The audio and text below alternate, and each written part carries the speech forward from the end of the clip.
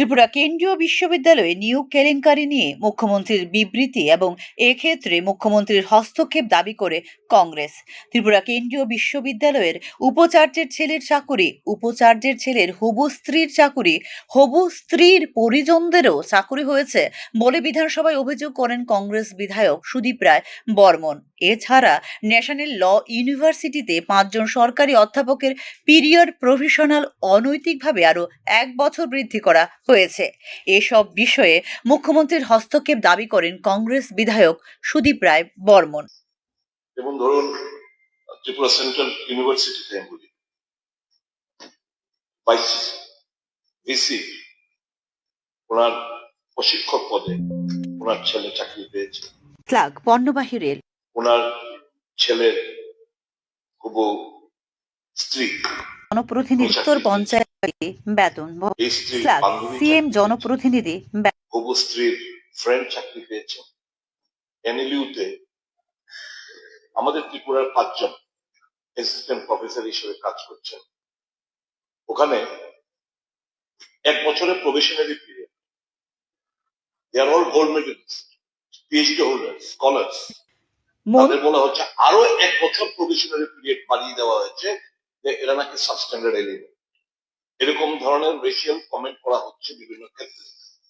I will take cognizance of all this development and take appropriate actions. This is unbearable. CM জনপ্রতিনিধি বেতন, মেধাবী ছাত্রছাত্রীরা সুযোগ পাবে না। বহিরাগত মন্ত্রী বিধায়কদের পর এবার স্টেটগুলো থেকে এসে they will take the advantage. That is not going to happen anymore. You please ensure that. এবং এই ব্যাপারে আপনার হস্তক্ষেপ এবং স্টেটমেন্ট দাবি করছি। ধন্যবাদ। অধ্যক্ষ মহোদয়, নিয়োগ এবং চাকুরির বেনিয়ম নিয়ে মুখ্যমন্ত্রীর হস্তক্ষেপের বিরোধী দলের দাবি গ্রহণ করেন মুখ্যমন্ত্রী ডক্টর মানিক সাহা। এইসব বিষয়ে খবর নেওয়া হচ্ছে।